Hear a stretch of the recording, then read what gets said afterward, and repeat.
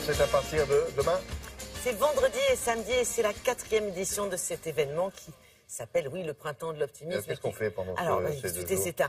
C'est un lieu d'échange et de rencontre. Ça va se dérouler au Conseil économique et social, place Vienna à Paris. C'est ouvert au public. Vous allez retrouver des professionnels, parce que vous avez aujourd'hui des professionnels qui analysent ce qui se passe en entreprise, qui proposent des solutions et qui ensuite étudient les résultats.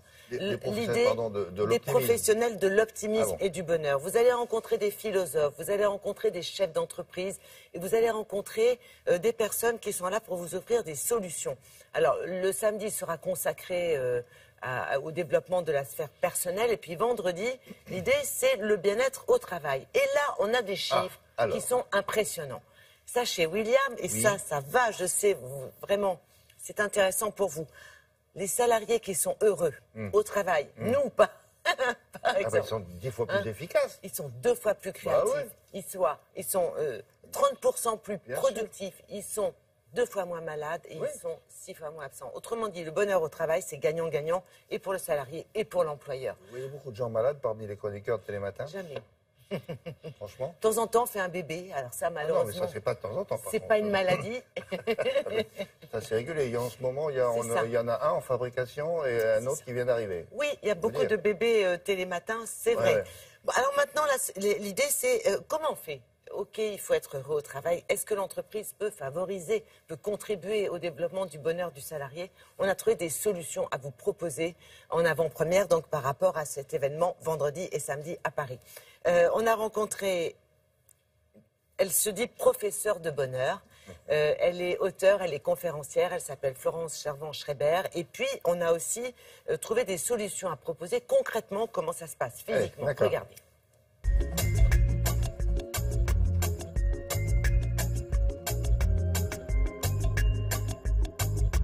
Il y a une étude qui a duré 30 ans qui a démontré que les moments où nous nous sentons le mieux sont lorsque nous nous servons de nos compétences avec un objectif. Si on regarde bien, c'est en travaillant que nous nous servons de nos compétences avec un objectif. Si l'employeur sait reconnaître qui vous êtes, à ce moment-là, vous allez pouvoir vous y prendre à votre façon et vous émettre là où vous êtes. La vie contemporaine est très compliquée. Nous sommes surchargés, stressés, débordés, tendus, on a plein de responsabilités. Une entreprise peut contribuer au bien-être de son salarié d'abord en l'aidant à trouver des solutions pour déstresser lorsqu'on est là. Donc c'est une organisation qui fonctionne mieux, c'est de poser des questions sur le niveau de bonheur des gens. Lors d'un entretien d'évaluation, on dit « Êtes-vous heureux ici ?» pour savoir en quoi on va pouvoir aider cette personne à se sentir bien.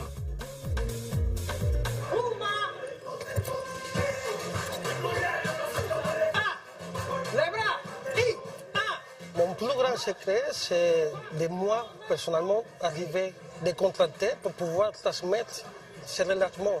Parce qu'aujourd'hui, on est tellement pris par le stress du travail, le stress de la vie quotidienne, que voilà, il faut vraiment se lâcher et ça commence par moi.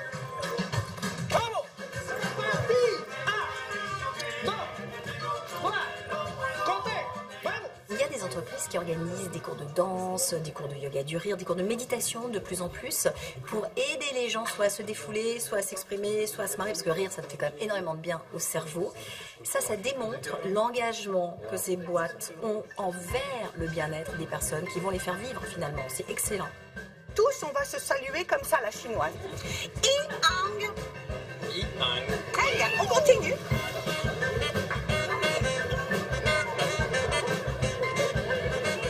Le principe du yoga du rire, de la rigologie, c'est de couper le mental et de même rire pour rien. On va se croiser, on va se faire des grimaces. Le grimace du matin.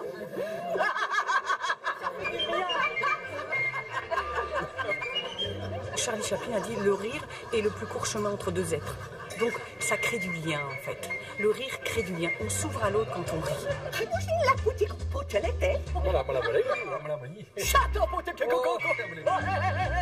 De plus en plus de grosses sociétés mesurent le bonheur tous les ans.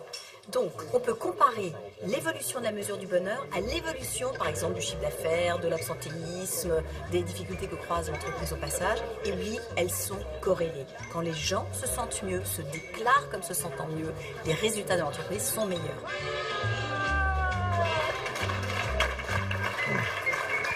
Alors ça dépend beaucoup de l'entreprise aussi. Ça dépend beaucoup de l'entreprise et les entreprises qui ont Au la plus haut volonté. niveau, il faut entraîner les autres. Il faut leur entraîner dire, les autres. Alors, ce qui est impressionnant, c'est que vous voyez arriver un groupe de personnes Oui. qui est la tête dans le guidon, du travail. C'est pas le genre à se marrer au boulot, quoi.